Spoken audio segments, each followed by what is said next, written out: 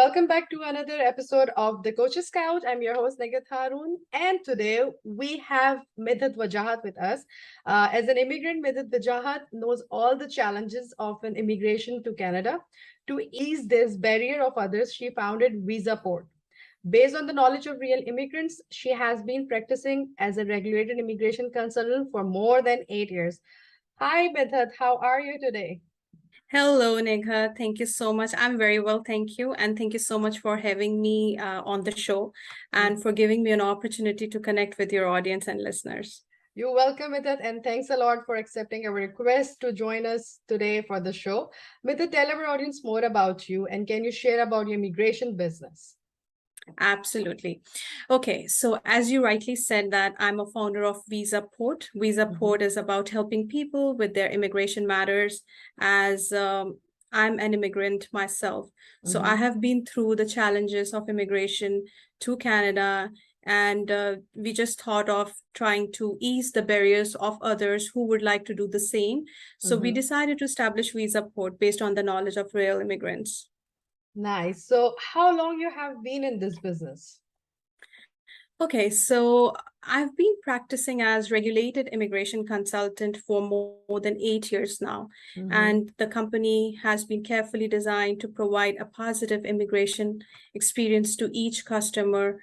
And we are committed to making immigration process easier and more convenient for our customer.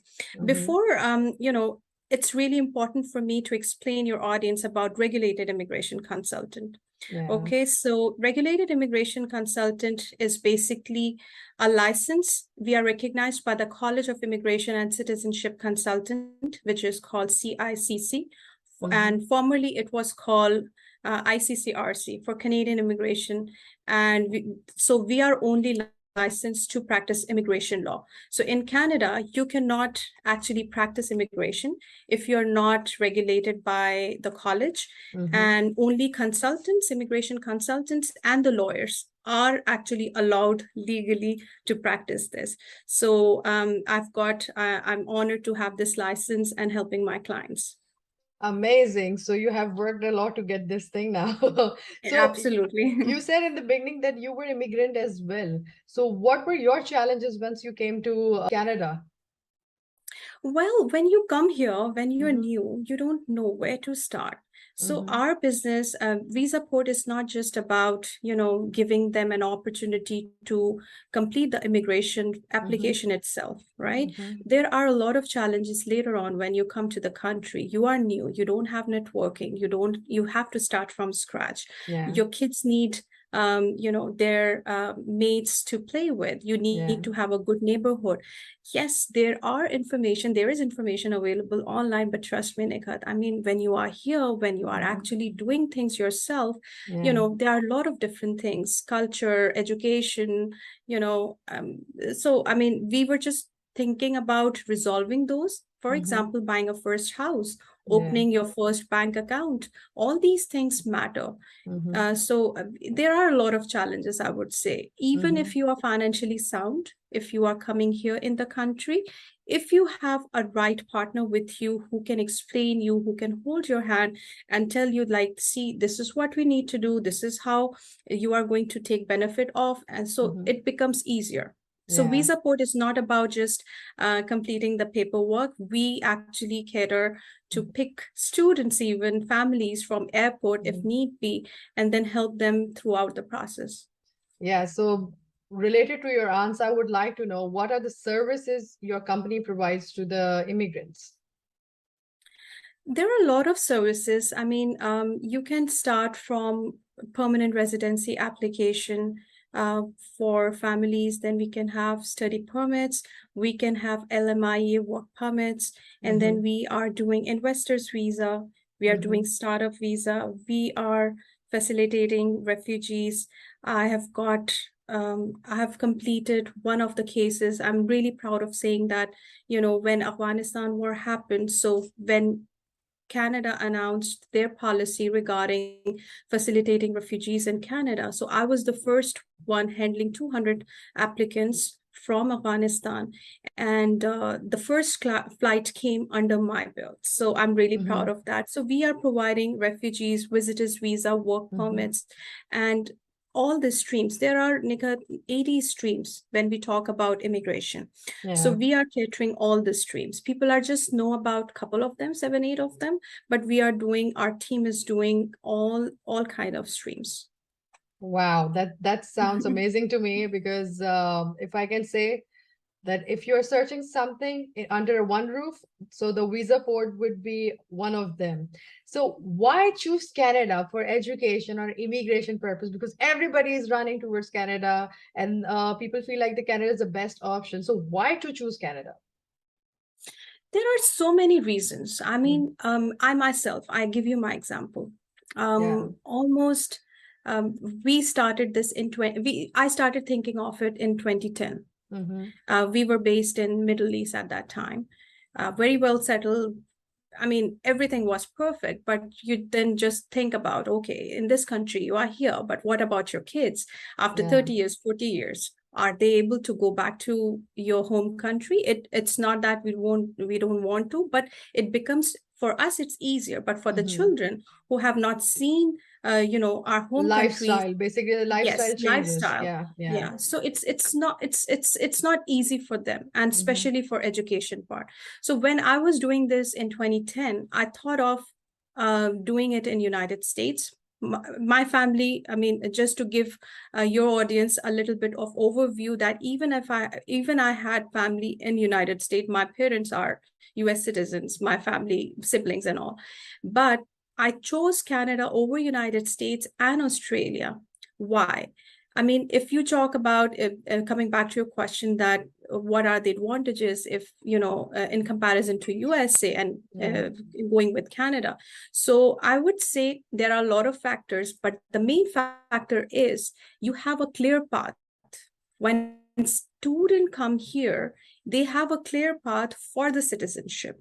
Unlike Australia, unlike United States. For Mm-hmm. example, when a student comes here, there are so many factors. We will be discussing that visa Mm-hmm. policy, eligibility criteria, and whatever. I mean, we can compare things apple to apple. But Yeah. on top of that, for example, if a student is coming for studies, they will be here, complete their education. Based on that, they will be able to get their work permit, which is called postgraduate work permit. And Mm-hmm. after completing that 1 year of experience, those students are eligible for permanent residency application. And then you get your PR right away. Okay, so Yeah. the student, you can imagine, Nighat, that student is here, she has spent 2, 3 years completing their education. And after that, they build the networking, Mm-hmm. right? Yeah. And then they eventually get into the work market and they get connections and networking there. So they are kind of rooted with this country for those years. And Mm-hmm. after that, they get their PR and they become the part of the system. Mm-hmm. On the other hand, if we talk about F1 visa in United States, yes, you can come there. We do that. F1 visas, yes, you go there, high class education, you spend your 4 years, 3 years, complete your qualification. You can get 1 year of work permit as well, but Mm-hmm. it has to be tightly aligned with your profession only. On the other Mm-hmm. hand, in Canada, it's open. You can get hired, you can start working in any profession. So, do Mm-hmm. you see that flexibility? Now, Yeah. this part is good. Now, after that, what happens in United States, that there is no further stream for the citizenship for those students. So if Yeah. they are spending 4 years, 5 years, they have to put themselves under the lottery system and Mm-hmm. keep on waiting. Mm. 80% of our clients, I just would like to mention this with your audience as well. 80% of Visaport's clients are from United States. They are there spending their lives 8 years, 12 years, 15 years, waiting for lottery to Yeah. get their PR, not the PR, green card is the term Citizenship. for Yeah. United States. Mm-hmm. Yeah. And after that, they don't get it. And then they get frustrated because, it is very hard to live on a temporary status. Yeah. If you have a permanent residency status, things are easier for you. You can be, let's take an example for buying a house. You can go and buy a house if you have a PR, but if you have a work permit, you are going to pay a lot of taxes on that, you know. Yeah. And if you are a student on a temporary status, you have to pay almost 4 times the fees of the regular fees, right? But if Yeah. you are on PR, you just have to pay, Yeah. Because it's yeah, always like the international student needs to pay extra. And it's always like you absolutely. don't get those hours to work the whole week. Even if we just accumulate it to the whole month, it's like 20 hours a week and 80 Yes, hours a month, which you yes, can get it for US. So yeah. yeah, so what I understand from this thing, it's like you are investing on your education, but at the same time, you are investing in your future as well. Because Canada is a kind of a portal where you can get the PR after your education and experience as well. So I've heard a phrase that's like earn while you learn. What is the Mhm. hidden story behind this?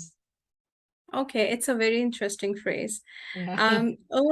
Earn while you learn is Yeah. basically something that when you come here as a student, certain countries, they don't allow you to work here in the country. They Yeah. don't want you to be part of workforce. There is a separate stream for that. But when you come here as a student, you're allowed to work for 20 hours while you are studying. Mm-hmm. And so you can still go to school and you can still earn as well. Mm-hmm. So it's really easy and manageable for students to manage their finances, manage their expenses while they are studying. So this is all about it. Nice. So is there any age limit to immigrate to Canada? No, there is no Mm-hmm. age limit. I Oh. know what you're referring to. Mm-hmm. There is one of the stream, since there are 80 streams, one of the stream is express entry federal skilled worker. Mm-hmm. Okay, so one of the stream, it encourages applicants, if they are younger, they are trying to tap younger applicants in Okay. that particular stream only. So younger you are, more educated you are, better you can speak.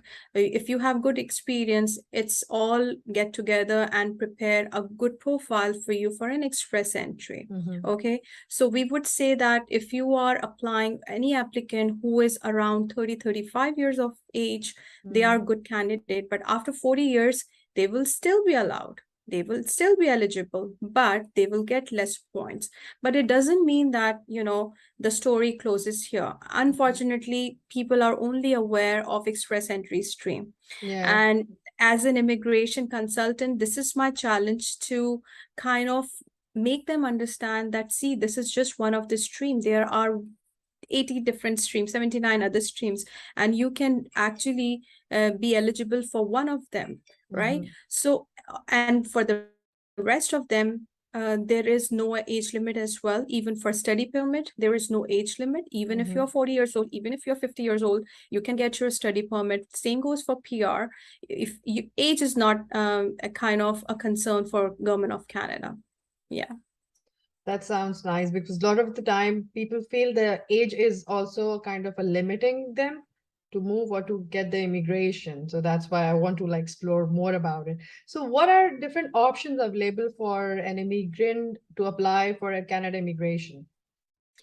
Nighat, it really depends on the profile. Yeah. It's a very delicate, customized application, right? Mm-hmm. So the beauty of Canadian immigration is that once we know, the profile of a person, for example, there is a person who is, let's talk about you, for example, if you are willing to immigrate here. Mm-hmm. So if you are doing something like, you are involved in arts, or maybe you are involved in some sort of managing your channels and managing your business, and help providing help to coach people in different Mm-hmm. mediums. Yeah. So for example, your profile with your work experience with the same age, with the same qualification, would be different than the other person who is actually has similar profile, but their Yeah. practice is a bit different. Maybe they are athletes, Mm-hmm. right? So for that matter, there is no one set rule that, okay, this is going to be great immigration stream for one person with certain profile. We need to actually kind of find out the in depth and detail that how and what you're doing, what is your qualification, what are your interests, what is your family size, what is your age, and based on that, we can suggest you that this is going to be better opportunity for you if you are applying under this particular stream. But the most popular ones are, I can just go over those again. Express entry federal skilled worker is really popular, but a lot of people do not fit into the criteria. Yeah. Okay. So this is one of the popular streams. But other than that, I mean, for me, it just not work on its own. So you have to just beautify that so that you can get enough points so that you can come here and become PR. So study permit is one of the route. If you don't have any other way, study permit is one of the route. Then the other thing is, LMIA based work permits. LMIA based work permits means that your employer is willing to hire you for that particular job. So there is a whole process for it. And then there is a startup as well. If you are willing to start something new, you can do that, and you don't even have to bring your investment. You just have to come up with a good business plan, and there are certain organizations, if they support your application, you can be a good candidate under a startup visa. Then there is one investors category which is very popular. And when I'm going through all these, I'm just talking about the main stream out of these, which means that each province in Canada has its own program, and you can be eligible under that program. Okay. Okay. Yeah. Yeah. So that's enough and good information, basically, because I never heard about these things before. Like the startup visa, like this one, or even if you have a certain profile which fits in their program, you can even apply for immigration on those purpose, because I've heard that, oh, that's a business visa, you need to bring this much dollars or this much amount, then you can apply for this part. So yeah, thanks a lot for this kind of information. My Okay. pleasure. So I would like to know a little bit more about it, because a lot of people faces racism when they are immigrant in some country. So is Canada really a diverse culture and accepts everyone and welcomes everyone equally? I am proud to say yes. So Canada strongly advocates for multiculturalism, with people from various parts of the world preferring to be immigrant in the country. Canadians are known for their warmth and hospitality, and their acceptance of diversity has earned them the reputation of being one of the friendliest countries in the world. Diversity has played an important role in Canada's formative history. As everyone knows, today's Canada boasts the highest percentage of foreign-born citizens than any other G8 countries. And in 2021, if you talk about that, Canada welcomed a record number of immigrants since 1913, with over 400,000 newcomers entering the country. And opening its doors to immigration, Canada has created a society mixed of languages, cultures, and religions.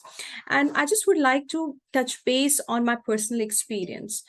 When I was kind of trying to evaluate my circumstances and my is it going to be feasible for me if I'm going to go to United States? So diversity was one of the major reasons for me to be here in Canada. Yeah, because that's true.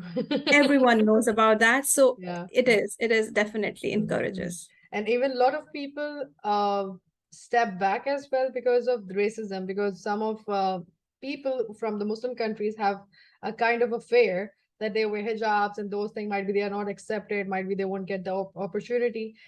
So how Canadian immigration support? Yeah. So sorry to interrupt you. I just would like to add something more. So when we talk about, diversity of cultures and religions, so I have personally experienced that myself. When there is, certain events, certain, our own cultural thing, actually, not just the community is celebrating together. It's basically schools, not just for Muslims, all kinds of cultures, all kinds of, if we talk about Hindus, if we talk about, Christians, Muslims, yeah, yeah. Muslims. So they are all celebrating together at school level, which means that there is a day, for example, there is Eid time. So if there is Diwali, they will announce, schools will announce that it's Diwali, please come and dress up. So the kids, they do have acceptance at that level. They don't make fun of you and look down upon or kind of raise their eyebrows that, oh, Yeah, what is this? Are you wearing shalwar kameez? I mean, I can imagine, even if we talk about in Pakistan, in certain places, if you are doing such dressing or a certain kind of dressing, people judge, right? yeah, Over here, kids are so, I mean, kind of trained, their brains are trained that they welcome each and everything. There was a festival for Somalians. I'm so sorry, I forgot that name. mm-hmm. People dressed up, and my kids also dressed up the similar way because they just wanted to be to celebrate with their friends. So it's a huge reason. Mm-hmm. Acceptance, respect is one thing that you can expect from Canadians, and they are too Mm-hmm. kind. Mm-hmm. Honestly, they are too kind. And I can sense they are welcoming as well because Yes, they are. you are enjoying that environment at the moment. Yeah. So, how Canada immigration basically supports people with disabilities? Okay. Yeah, I will just break this down into two different parts if yeah, we are talking about disabilities. Okay. So the first part I would like to cover as, how foreign nationals who are mm-hmm. not yet Canadian nationals, Canadian citizens. Mm-hmm. Uh, I mean, what are their challenges, and what is the support available from the government of Canada for foreign nationals? And then I will come back to what benefits are there for people who are already in Canada. So to Perfect. cover the first part, I would just like your audience to know that after 4 decades, the federal government is getting rid of the rules that turn away would-be immigrants with intellectual or physical Mm-hmm. disabilities. It could be autism, it could be, other ADHD, Down disabilities. syndrome, yeah, Yes, yeah, yes, Down intellectual syndrome. disabilities, yeah. Yes, Mm-hmm. announced by Immigration Minister Ahmed Hussain that the government will no longer be allowed to reject permanent resident application from those with serious health conditions or disabilities. Mm-hmm. Most of those impacted by the policies have been economic immigrants already working and creating jobs in Canada, but whose children or spouses may have a disability. So these newcomers can contribute and not a burden to Canada. So the minister said that the newcomers have the ability to help and grow our economy and enrich our social fabric. So the changes will amend the definition of social services by removing references to special education, social and vocational rehabilitation services, and personal support services. So Ottawa has actually tripled the cost of threshold at which Mm-hmm. an application of permanent residency can be denied on medical grounds. I will just explain that in a little bit more detail. So what Yeah, happens is when you have such medical conditions, so the threshold of Canada government health system, as everybody knows, that it's free healthcare system. So the yeah. threshold for annual per annum is basically 6,000 some dollars. Okay, Mm-hmm. so for, immigrant, so for people who has some certain disabilities, the threshold has been tripled, which means they will cater for up to $20,000, which is a huge thing. You Yeah, know, I remember the time, Nighat, when people with disability, I mean, everything is perfect, everything is great for the family for a PR application, but on medical grounds, they will not get it. I'm talking about really back in time, not yeah, now. yeah, yeah. Okay, and I used to feel bad. I remember one of my clients, they had this issue with one of their child, and we wanted to submit it and we Mm-hmm. wanted to do it, but then I just told them with a very heavy heart that we can do application. Application process is costly, costly thing in itself. Yeah, So rather than going and spending all the money, and in the end you would know that no, your application will be denied based on medical conditions. grounds, yeah. So So it's better not to go for application, because you will be wasting your money and you will not be getting any approvals. And I still remember, and that, it was such a difficult situation for me to to say that to the family. But now the government is supporting that. If there is a child, if there is a family member, even a spouse, if they have a medical need or disability, their application will not be denied. And it is Yeah. huge, because no other country, I like to emphasize that, no other country like Australia or any other Yeah. country for that matter, is encouraging this initiative. Yeah. This initiative is only taken by this year by the immigration Of minister Canada. of Canada. So I'm really proud to say that. So this is one part where disability will not be questioned when you are applying for a PR. Now let's come to how it can benefit you. Nighat, I know there are countries, in fact, in Middle East also, there is a system, but it is all privatized, Yeah. okay, in order to support for disabilities. So That's we are true. targeting only an audience in Middle East or any other part of the world, even in Pakistan, those who can afford that, you know, those who can afford with disability. I mean, those programs, those schools, those systems are only available for those who can afford it, which is an unfortunate thing. Yeah. This should be something, I mean, this should be given for everyone, because this Yeah. is a genuine need. A child, if he's born in a poor family, he has right to live as well, Yeah, right? the inclusion, which we nowadays, which we call Exactly. inclusion, is not there. People are not having that kind of nominees where they can stand up with their family who have disabilities and those things. I really agreed with this point because I have some families who have been rejected from Australia and New Zealand immigration as well on this behalf that the kid is having autism. So the whole family got rejected, though the partners were having some good qualification, but still they were not able to get the immigration. So I guess this is a good news for a lot of families who are listening us today, and you can contact Medhat for this, and she will be able to help you out. Yeah. Absolutely. So I just would like to quickly cover the other part for if you are a Canadian citizen. So at school, everything, it's inclusive. As you rightly said, the right Yeah. term to use here is inclusive, Yeah. inclusivity. So at schools, there are no special schools. Okay. There are some special schools, but within the school system, they have built a building in such a manner that they will be attending regular classes with the rest of the students. And then they have, for example, they make it so beautiful, because I see that in at school. My kids go to school here in elementary, in secondary. I have seen that myself. So even if a kid has a disability, she or he will be attending regular school and classes. They Yeah. will be playing with their friends as normal.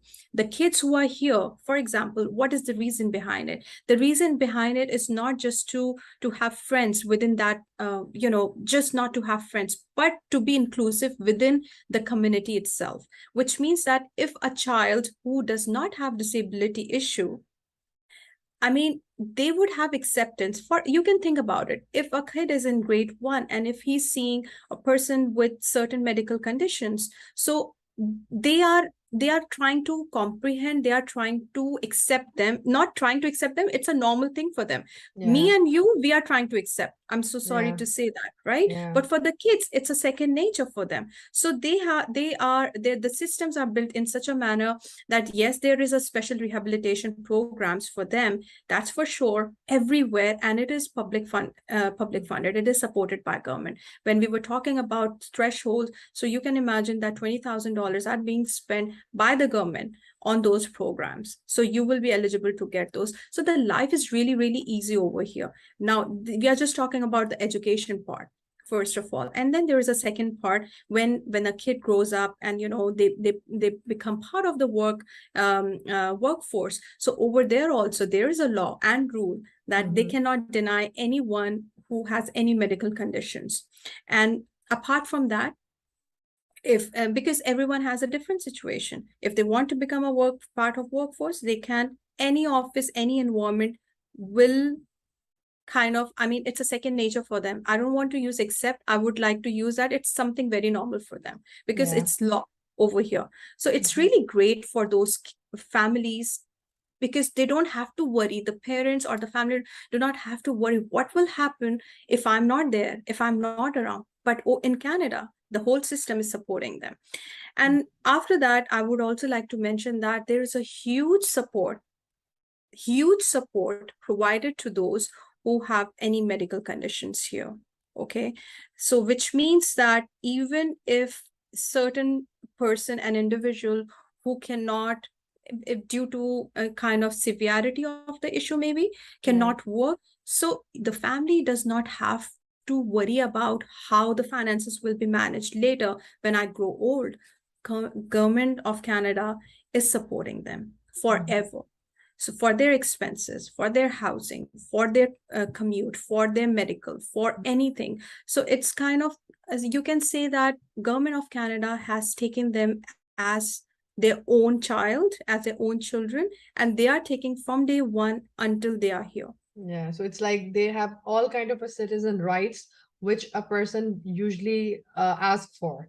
Usually, like even if I give you an example from the UAE, insurance doesn't cover a lot of therapies which a parent needs to have for the special need child, and most of the time they are paying extra to even go to the school. There are a lot of chaos at the moment where they need to analyze that the kid can going to the mainstream school or they should go to special center. So I feel that inclusivity is needed, and Canada is creating one of the example.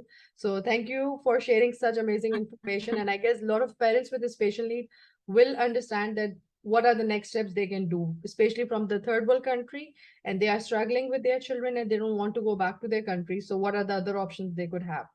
So let's talk about more jobs and how exactly the things are inside the Canada. So what are the highest paid jobs in Canada at the moment? Highest paid jobs. Okay, let's go through those. So definitely IT, and anyone who has IT background. It could be software developers, it could be software engineers, it could be IT operation manager, cloud architect, and things like that. Anyone who has IT background, they are really high, highest paying jobs in Canada.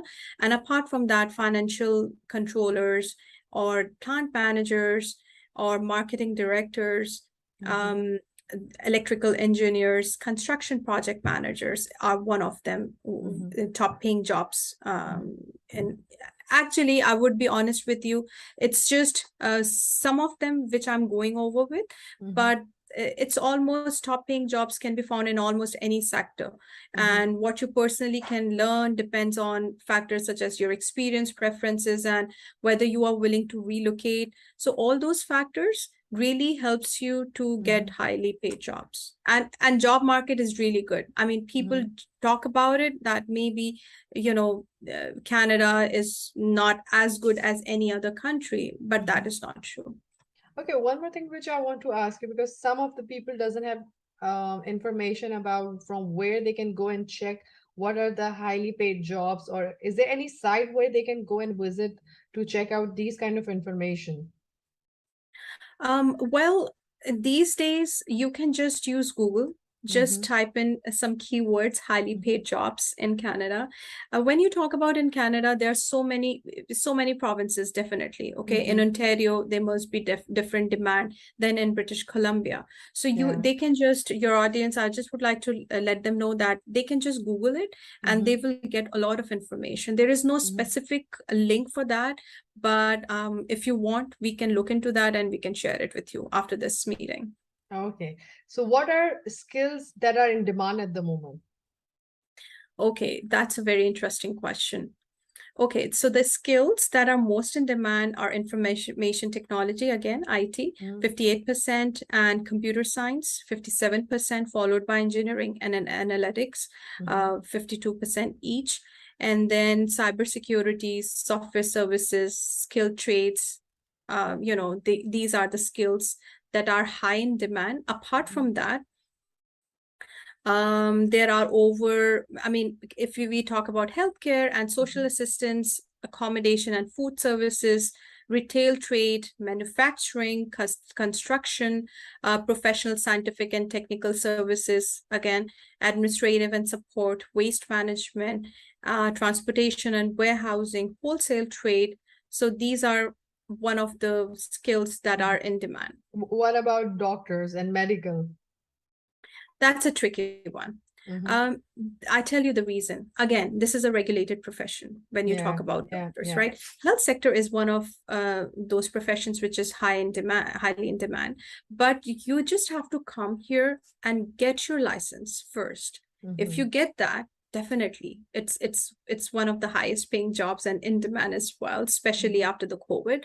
So you just have to little bit spend time on that. Once you are done, I know it seems difficult because students, I mean, you have a different way of thinking when you have completed your qualification and started your career, and altogether to go back to school and study is different. It sounds challenging, but I don't think so. It's something you can do and easily do when you come initially here. Everyone does that, and there is a lot of support available in terms of support, in terms of studying, in terms of making groups who can support you to clear those exams, and centers and schools are definitely there. Although you have given a lot of information and you have discussed what your experience once you reached there as an immigrant and how you felt the community and those things, still I want to know, what is something nobody tells you about moving to Canada? There's so many things nobody tells you about it, and you don't experience it until you are here. Nighat, when I came here, I had no idea the kind of support governments give you.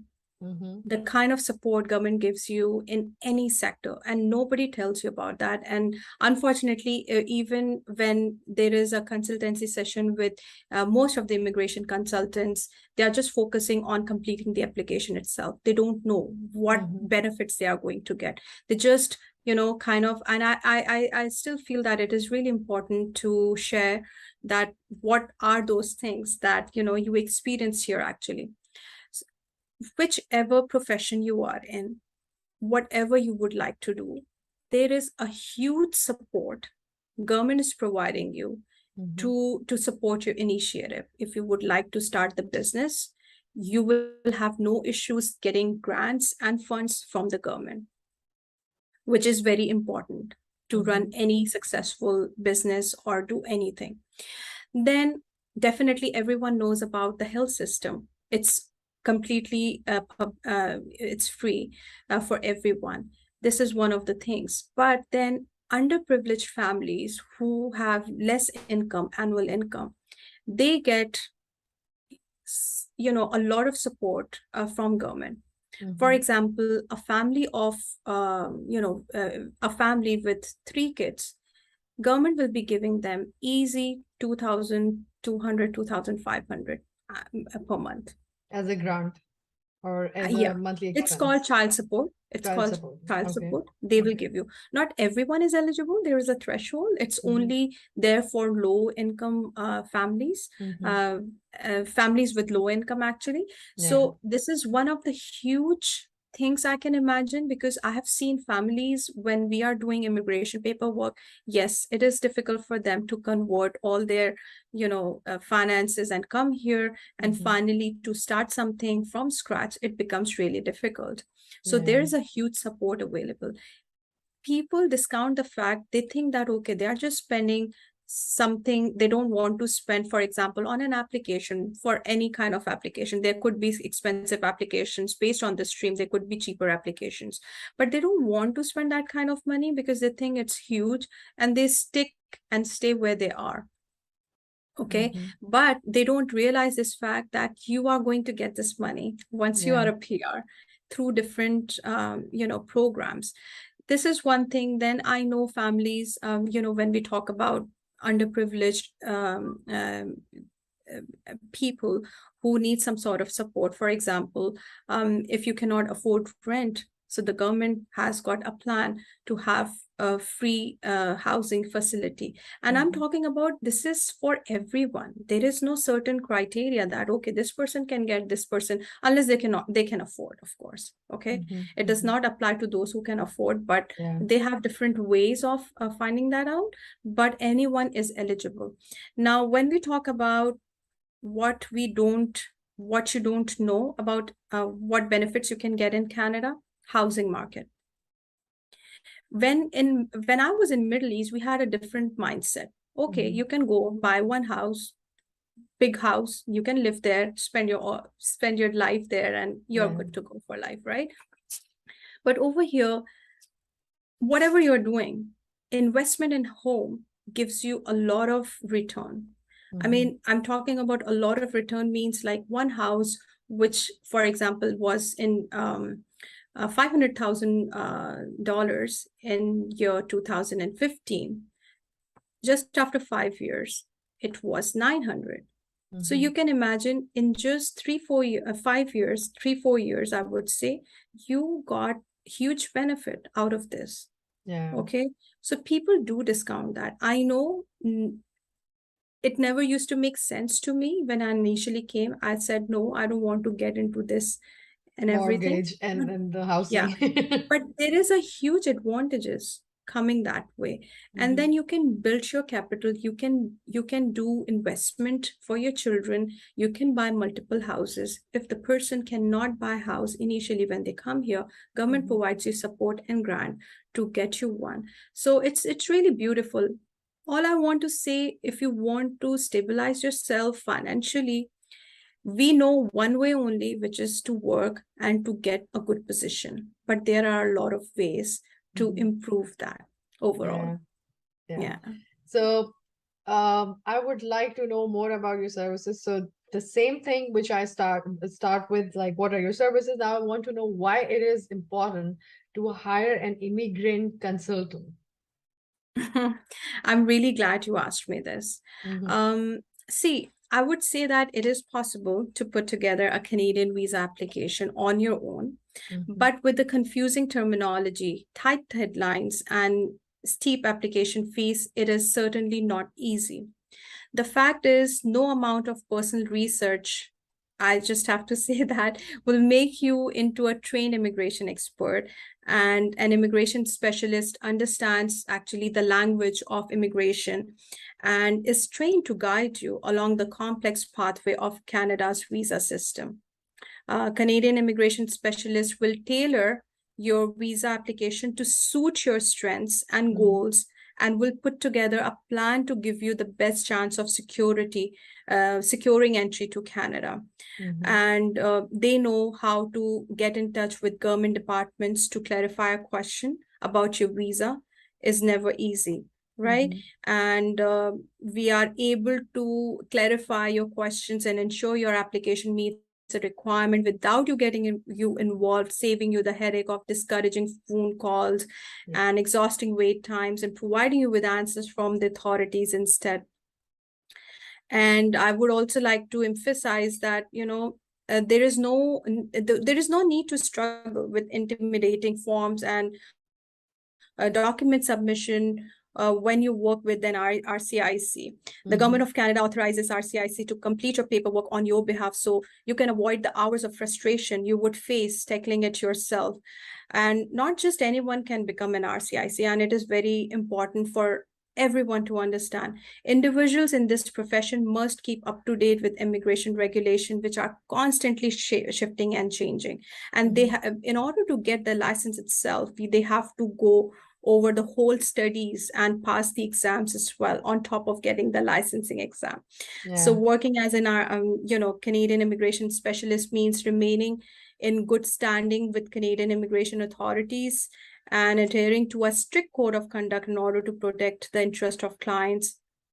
So I would only say that, okay, let's talk about this, Nighat, that, okay, we can do some sort of, in simple words, if I like to put it this way, that, okay, home medications or self-medications by doing some Google research on it, right? Home You can do that. remedies. Yes.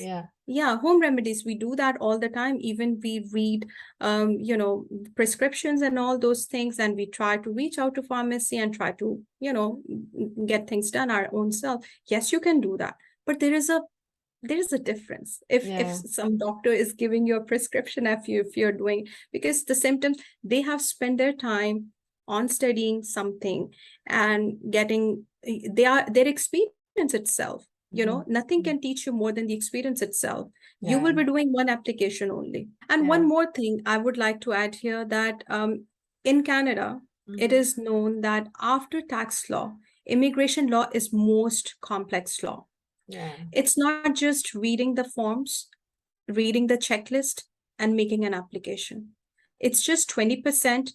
Even for the visitor's visa, Hmm. when you people complain that it is refused, why is it refused, and then when immigration consultant is putting them together, it is approved. So there is a difference. Why? Because we know the law, what they are looking for. Yeah. Those laws are not written there in the checklist. Okay. So, of course, I mean, you're just providing 20% of the documentation, and you're not wrong. You are just doing what it says. But if you're doing it through a proper person, and by the way, I just would like to mention one more thing, that we read the same law, immigration law, that lawyers read. The difference between immigration consultants and a lawyer is only one. Immigration consultants can only practice within the immigration itself. Yeah. Okay. They are not authorized to practice anything else. And the lawyers on top of immigration law, they can practice civil, family, and criminal law as Mhm. well. Yeah. So that is the only difference. And I also like to mention one thing, that don't confuse with immigration consultant. If anyone is saying that I'm an immigration consultant, please don't get confused. Over here, the college, the regulatory body, CICC, they Hmm. call people who doesn't have the license itself, and they call them ghost consultants. Ghost consultant means that you don't have the qualification, you don't have the license, but you are just calling yourself immigration consultant. So my suggestion to your audience would be, if you're going for any immigration matter, whether it is for Canada, whether it is for Australia, whether it Hmm. is for US, you just ask the person, yes, you are immigration consultant. Can you please share your credentials with us? Yeah. If they give you the license number, you can easily go on the regulatory body's website, and they can guide you where to go for. It's a CICC. It's very easy. You can just search up, and you Hmm. just put their credential there, and you will see their name. That should give you comfort that, okay, this person knows the law and they have the knowledge, on top of everything, the experience and everything else, who can help you better to get, to help you to complete your application package in such a manner that increases the chances of getting an approval. If you don't do that, I know, unfortunately, in Dubai, I was visiting last year, and I found every office is saying that we are regulated. Okay, fine, you're regulated. When I Yeah. ask them, can you please share your credential? They just say no. They just don't share with you, right? Yeah. Which means you're just claiming it, and then definitely they know as much as you know through Hmm. Google, Yeah. and then your money will be kind of wasted. And Yeah, that's where I can just say that people have been scammed before. That's why a lot of negative experience have given them the chance to say that, oh, I don't need a immigrant consultant on those people, because a lot of scammers who have such the same Google information or just book knowledge or something like that, they have scammed them, and they have not just scammed for through 3,000 dirham. They are like 20, 30,000 dirham were invested, and they never hear back from them. And even if they want to have an appointment or even if they want to meet, they never get a chance to speak to them. So I can totally agree with some bad experiences. So before closing today's session, I would like to know like how people can approach you or contact you. Though I'm just keeping your website address and I will be putting your email ID as well. But still, is there any social media platform where they can connect with you or those stuff? Yeah.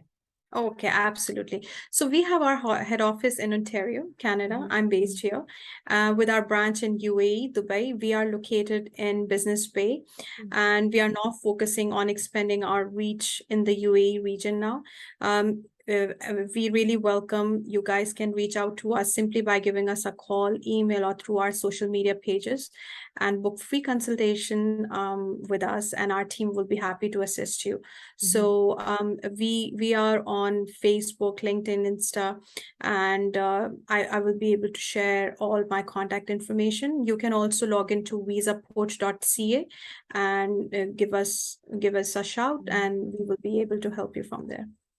Amazing. So this was Midhat, who have been helping people around the world at the moment. And even if you are in Canada and searching someone who can help you out in the case there, you can even contact her anytime and she is available to entertain you. If you are in Asia or even Gulf region, you can have their office numbers and even you can contact them or discuss with them. So far, she is giving a first session for free where you can discuss and consult and check as well that she really have those credentials or not. After that, it's totally up to you. So thanks a lot, Midhat, for giving such amazing information and your time and your beautiful experience and about the community, how you guys are growing and living together. Thank you very much. You're most welcome, and it's my pleasure. And thank you for inviting me and giving me an opportunity to connect with your audience. Thank you so much, Nighat.